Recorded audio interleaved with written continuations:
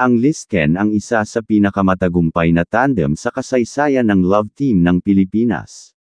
Alamin natin kung ano ba ang mga naipundar nina Enrique Hill at Liza Soberano simula nang sila ay naging mga artista, ang dalawa sa pinakamalaking pangalan sa Philippine showbiz, mula sa kanilang bahay, sasakyan, negosyo at net worth ngayon taon. Ito po ang Kambal TV, huwag po kalimutan mag-subscribe para sa mga bagong video. Siya si Enrique Mari Beque Hill V, kilala sa pangalan na Enrique Hill. Siya ay ipinanganak noong March 30, 1992, sa Cebu City. Siya ang pangalawang anak ni Enrique Amadeo Hill III at Barbara Ann Beque. Siya ay may isang nakatatandang kapatid na lalaki na nagngangalang Enrique Javier IV at isang nakababatang kapatid na babae na nagngangalang Diandre Frances. Ang kanyang mga magulang ay dating nagtatrabaho bilang flight crew ng Philippine Airlines. Nagtapos siya ng grade school sa Montessori de Manila noong March 2004, isang pribadong institusyon sa loob ng BF Executive Village sa Las Piñas, at sekundaryang paaralan sa Manresa School sa Parañaque noong March 2008. Pumasok din siya sa San Beda College Alabang upang ituloy ang degree sa Information Technology, ngunit ipinagpaliban ang kanyang pag-aaral upang tumutok sa kanyang karera sa pag-arte. Noong 2016, nagsimula siyang pumasok sa isang business management program sa Southville International School sa BF International, Las Piñas. Nagsimula siyang umarte noong 2008. Siya ay 16 na taong gulang nang pinasali siya ng kanyang ina sa mga summer workshop ng may talent na pinamumunuan ng tagapagtatag ng Trumpets Play Shop, upang mapaglabanan ang kanyang pagkamahiyain. Sa huli ay itinulak nila siya para mag-audition sa Star Magic. Bago ipakilala sa media bilang miyembro ng Star Magic Circle Batch 16, lumabas siya sa isang serye ng mga commercial sa TV, at tumuloy-tuloy na ang kanyang kasikatan at kinilala din ang kanyang galing sa pag-arte sa kanyang mga nakamit na award at nominasyon bilang Best Actor, Best New Actor, Best Supporting Actor sa Eduk Circle Awards, Alta Media Icon Awards, Anak TV Awards, Gawad Pasado Awards, GMMSF Box Office Entertainment Awards, PMPC Star Awards for TV, FAMAS Awards at iba pa. Ngayong kilala na siya bilang isa sa pinaka-promising na artista sa TV at pelikula sa bansa, akalain mong nakatira na si Enrique sa sarili niyang condo unit sa The Fort, Makati o maging sa Quezon City. Gayunpaman, mas gusto pa rin ito na tumira sa bahay na kasama niya ang kanyang ina at mga kapatid. Noong February 2020, ibinahagi ng aktor ang kanyang beach house na itinayo sa Batangas, na isang 5-story, modern tropical house. Ang kabuoang lugar ng lote ay 900 square meters habang ang floor area ay 1,041 square meters. Mayroon itong sariling beachfront, boat dock, at isang bangka dahil makakarating ka sa bahay sa pamamagitan ng pagsakay sa bangka. Ngunit noong 2022, ay ibinenta nito ng aktor sa halagang 75 million pesos. Sa mga unang taon ng kanyang karera sa pag-arte, si Enrique ay may pagkahilig sa mga mag-agarang kotse. Bagamat nasa 20s pa lang siya noon, nakabili siya ng 3 kotse ng mag-isa. Isa sa mga ito ang isang napakagandang Chevy Camaro, na binili niya ang sports car mula sa Ascal's player na si Phil Young Husband at binago ang kulay nito mula dilaw hanggang berde. Ibinahagi ni Enrique Hill ang mga negosyo, investments na binuo sa panahon ng payapa, na pahinga niya sa showbiz. Ibinahagi ni Enrique na siya at kanyang ina ay namuhunan sa mga ari-arian, pagtatayo at pagbibenta ng mga bahay, ang ticketing company na Ticket to Me, at ang production company na Immerse Entertainment, na nagko-produce ng kanyang recent na pelikula ang I Am Not Big Bird. Si Enrique ay mamumuhunan at makakakuha ng equity sa parent company ng Ticket to Me sa Singapore at gaganapin ang mga executive role sa loob ng organisasyon. Kasunod ng pamumuhunan, makakatanggap si Enrique ng proporsyonal na equity sa kumpanya, kung saan ang kanyang manager ang maupo sa board of director ng kumpanya at si Enrique ay naging bagong chief marketing officer ng Ticket to Me. Priority ngayon ni Enrique ang kanyang mga negosyo habang hindi pa ito gaano aktibo sa showbiz, lalo na ang mga investment nito kung saan ay binubuhos niya ang kanyang oras, na nagsimula lamang nang siya ay hindi na gaano aktibo sa showbiz.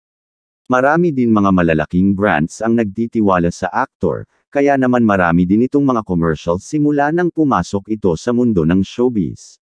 Bagamat hindi talaga alam ang aktwal na net worth ni Enrique, hinuhulaan ng ilang website na si Enrique ay may kalkuladong net worth na $13 milyon o 759 milyon peso.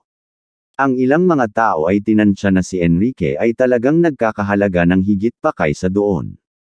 Kapag isinasaalang-alang ang mga pinagmumulan ng mga kinikita sa kabila ng Instagram, negosyo, commercial, investment, mga pelikula ay malamang ay maaaring nagkakahalaga ng higit sa $21 milyon o 1.2 billion pesos ang net worth nito. Bukod sa plano nitong pagkakaroon ng sariling pamilya o mag-settling down, muling iginiit ni Enrique na tinatangkilik niya ang pribadong buhay na mayroon siya ngayon, na naging dahilan ng pag-iisip niya at ng kanyang ina na lumipat sa Tagaytay at bumili ng lupang sakahan. Siya si Hope Elizabeth Soberano, na kilala sa pangalan Liza Soberano. Ipinanganak noong January 4, 1998, sa Santa Clara, California. Lumipat siya sa Quezon City at nagsimula ang kanyang karera bilang modelo sa 13. Siya ay nag-iisang anak nina John Castillo Soberano at Jacqueline Elizabeth Hanley. Ang kanyang ama ay Pilipino, samantalang ang kanyang ina ay isang Amerikano mula sa San Jose. Di nagtagal pagkatapos ng kanyang kapanganakan, naghiwalay ang mga magulang ni Liza. Mayroon siyang 5 kapatid na lalaki sa ama at 3 kapatid na babae mula sa ikalawang kasal ng kanyang mga magulang. Naging interesado siya sa pagmomodelo pagkatapos mapanood ang reality series na America's Next Top Model. Sa edad na 10, lumipat siya sa Pilipinas at tumira kasama ang kanyang ama sa Pangasinan. Nagkaroon ng interes si Liza sa pag-arte matapos manood ng Filipino drama. Makalipas ang ilang taon, lumipat ang pamilya sa Quezon City. Sa 13, nagsimula siyang lumabas sa mga patalastas sa telebisyon at print media. Natagpuan siya ng isang talent scout sa social media at ipinakilala siya sa artist manager na si Ogie Diaz. Si Liza ay inilarawan ng media publications bilang isa sa pinakamagandang artistang Filipina sa kanyang henerasyon. Mula noon ay pinalawak niya ang kanyang repertoire sa mga nangungunang tungkulin sa pelikula at telebisyon. Nakatanggap siya ng maraming parangal, kabilang ang FAMAS Award, Star Award, at 6 na Box Office Entertainment Awards. Pinangalanan din siya ng Tatler Magazine na Most Influential People in Asia noong 2022 at 2023. Bumalik siya sa California upang ituloy ang isang karera sa pag-arte sa Hollywood noong 2022 at mula noon ay nagbida sa horror comedy na si Lisa Frankenstein 2024. Walang luxury house si Liza sa Pilipinas, ngunit ang kanyang pinakamalaking tagumpay ay ang kanyang pagbili ng bahay sa Amerika noong 2019. Naglalaan din si Liza ng mga pondo para makabili ng bagong bahay sa Los Angeles, California. Malayo daw kasi ang bahay nito sa Los Angeles, isa ito sa mga priority ng actress dahil sa kanyang Hollywood career. Nakabili na ng bahay at 3 sasakyan si Liza, isa na rito ang Hyundai Starex van na may customized na interior na binili niya noong 2016 noong siya ay 18 taong gulang pa lamang. Namuhunan din siya sa isang negosyong spa na tinatawag na Hope Hand and Foot Wellness Center na may 2 branch sa Quezon City at Alabang. Noong February 2021, nagsimula si Liza ng negosyong ethyl alcohol at mga sanitizer, isang joint venture kasama si Enrique Hill. Sa ngayon ang priority na ni Liza ay ang mag-invest sa kanyang sarili gaya ng acting workshops, at ang vocal lessons. At namumuhunan din sa pagkilala sa mas maraming tao, sa networking para makabuo ng mga tunay na relasyon sa mga tao mula sa likod ng mga eksena sa Hollywood, para mas matulungan nila ang kanyang craft, at magkaroon ng kamalayan at kaalaman. Si Liza ay isa sa highest paid actress sa Pilipinas at in-demand endorser ng malalaking brands sa bansa. May mga balita pa na ang talent fee niya sa commercials ay tumataginting daw na 10 million pesos, kada commercial kasama na ang billboard, TV at print ad. Ayon pa sa ibang balita, around 3 million pesos for 3 hours event, ang kinikita ni Liza.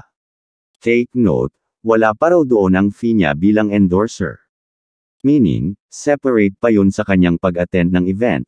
Kung totoo nga ang balita ay tumataginting na 1 million pesos per hour ang rate ni Liza. Bagamat hindi alam ang aktual na net worth ni Liza, tinatansya ng ibang website na ang kanyang net worth ay tinatayang na 59 na milyong dolyar, o 3.5 billion pesos. Gayunpaman, ayon naman sa iba ay ang aktual na hinulaang net worth niya ay talagang nagkakahalaga ng higit sa 75 milyong dolyar, o 5.5 billion pesos, kapag pinagsama-sama ang mapagkukunan ng kinikita nito sa kanyang negosyo, commercials, endorsements, investment, mga pelikula both local at international at kanyang Instagram na millions followers. Si Enrique at Liza ay parehong mayaman na ngayon, silang dalawa ay masipag magtrabaho, alam nila kung paano humawak at palaguin ang kanilang kinikita. Ang video na ito ay for entertainment at hindi kinukumpara ang kanilang yaman kundi inaalam lang natin ang bunga ng kanilang pagsusumikap bilang mga artista.